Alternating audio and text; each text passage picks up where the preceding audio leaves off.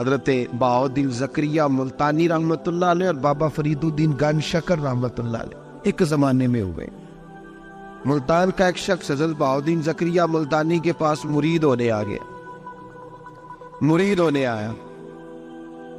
حضرت اس کو کونے میں لے گئے اور لے جا کے کہنے لگے تو ملتان کا رہنے والا ہے تو میں اپنے شہر والوں کے ساتھ دھوکہ نہیں کرتا، یہ میرے پاس لوگ مرید ہونے آئے ہیں، یہ کوئی کہیں سے آیا ہے کوئی کہیں سے آیا، تو میرے شہر کا ہے، میں کوئی پیر شیر نہیں، میں دکاندار ہوں، جیبیں ٹٹولتا ہوں لوگوں کی، میں دھوکہ دیتا ہوں، تجھے بچانا چاہتا ہوں، تو اس طرح کر کہیں اور چلا جا۔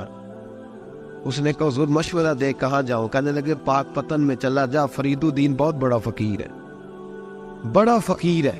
وہ شخص کہتا ہے گھوڑے پہ بیٹھا، میلوں کا سفر تھا، ملتان سے پاک پتن شریف پہنچا، بابا صاحب کی خدمت میں حضور مرید ہونا ہے، کہاں سے آئے ہو؟ کہا ملتان شریف سے۔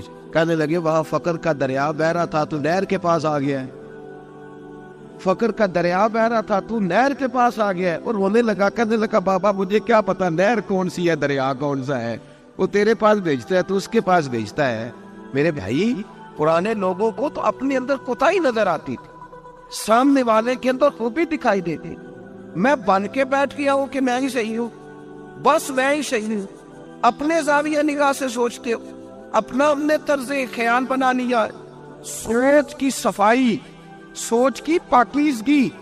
حضرت بابا فرید الدین گنج شکر رحمت اللہ تعالی علیہ کی اماں کہتی ہیں جب میرا بیٹا پیدا ہونے والا تھا تو میں رب کی بارگاہ میں دعا کرتی تھی، اللہ اگر تو مجھے بیٹا دے تو اس طرح کا دینا، بیٹا میرا ہو پر بندہ تیرا ہو، اے اللہ اگر بیٹا دینا تو اس طرح کا دینا، میرے اللہ اس طرح کی مجھے اولاد دینا کہ دودھ وہ میری چھاتی سے پیے پر شکر تیرا ادا کرے، اے اللہ اگر بیٹا دینا تو اس طرح کا دینا کہ قوت روٹی روزی وہ زمین پہ کھائے لیکن اسی زمین پر وہ تیرے دین کا سپاہی بھی بنے، وہ مجاہد فی سبیل اللہ بھی بنے۔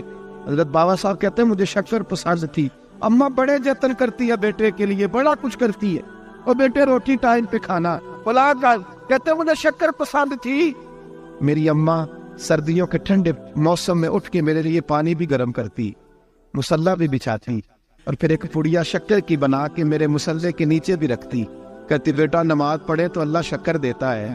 آپ فرماتے ہیں میں روز نماز کی 5 نمازوں کے وقت مصلی اٹھاتا تو پڑیا شکر کی ملتی۔ سکول اور مدرسے کے میں اپنے کلاس فیلوں کو بھی کہتا نماز پڑھو بڑی پیاری شکر ملتی ہے، کہتے میں روز شکر کھاتا۔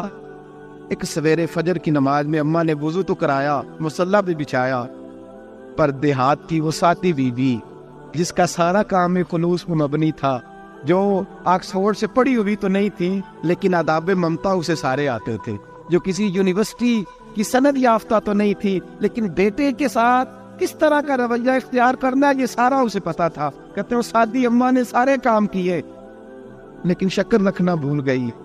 بابا صاحب کہتے ہیں میں نماز پڑھنے لگا تو اماں نے یہ بھی بتایا تھا کہ نمازی کے آگے سے نہیں گزرتے، نمازی کے آگے نہیں ہوتے۔ اب اماں کہتی ہے میں مجبور ہوں، درس بھی میں نے دیا ہے، بھول گئی ہوں، اب شکر رکھنے جاؤں گی تو پردہ کھل جائے گا۔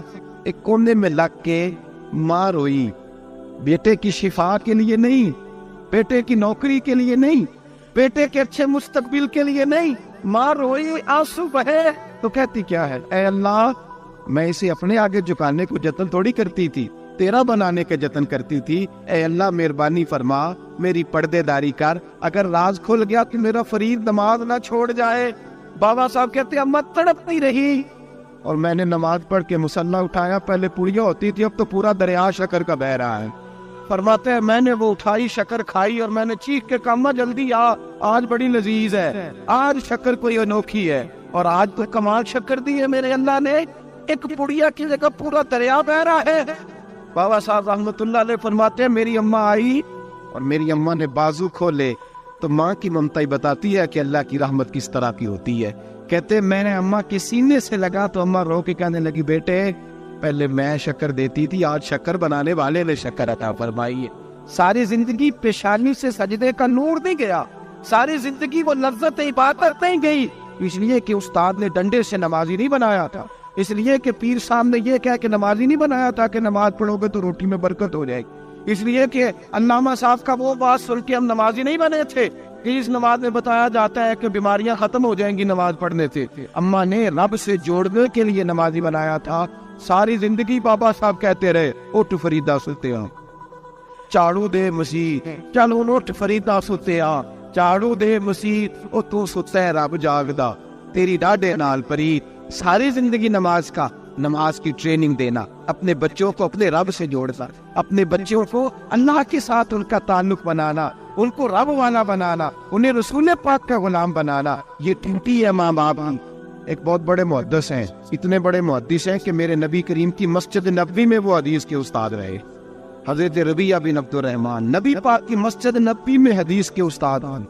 اور حضرت حسن بصری جو جناب علی کے شاگرد ہیں، وہ بھی حضرت ربیعہ کے شاگرد ہوئے۔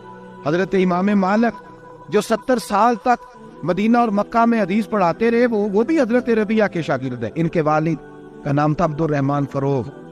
تاریخ بغداد میں لکھا ہے کہ بنو امیہ کے دور میں، تابعین کے زمانے میں، جناب عبد الرحمن بن فروغ گھر سے چلے گئے۔ ایک روایت ہے بچہ چھوٹا تھا، ایک روایت ہے بچہ ابھی ماں کے پیٹ میں تھا، جہاد کرنے چلے گئے۔ اس دور میں یہ جہاد ہوتا تھا کہ ایک علاقہ فتح کیا تو مسلمان اگلے علاقے میں چلے گئے، اگلا فتح کیا تو اگلے علاقے، ایک کے بعد دوسرے لوگ پلٹ کے نہیں آتے تھے۔ حضرت عبد الرحمن گئے، 30,000 دینار بیوی کو دے گئے، کہنے لگے سنبھال کے رکھنا، اور جہاد کرنے نکلے تو 27 سال تک گاڑی نہیں آئی، اور 27 سال کے بعد آئے تو حضرت ربیعہ محدث بن چکے ہیں، مسجد نبوی میں حدیث کے استاد ہیں، بیٹا بہت بڑا شیخ بن گیا ہے۔ واپس آئے، ہاتھ میں نیزہ ہے، کالی داڑھی تھی ساری سفید ہو گئی، وجود بڑا تگڑا تھا، کمزوری آ گئی۔ آئے، نیزہ پکڑا ہوا ہے، گھوڑے پہ بیٹھے ہیں، مدینہ منورہ میں گھر ہے، دروازے پہ دستک دی، حضرت ربیعہ نے دروازہ کھولا، اندر داخل ہونے لگے تو کہنے لگے بابا تو کدھر گھستا آ رہا؟ کدھر؟ اس نے کہا تو پیچھے ہٹ، میرے مکان پہ کب سے قبضہ کر کے بیٹھا ہے۔ بات تیز ہونے لگی، آواز تھوڑی بزرگوں کی بلا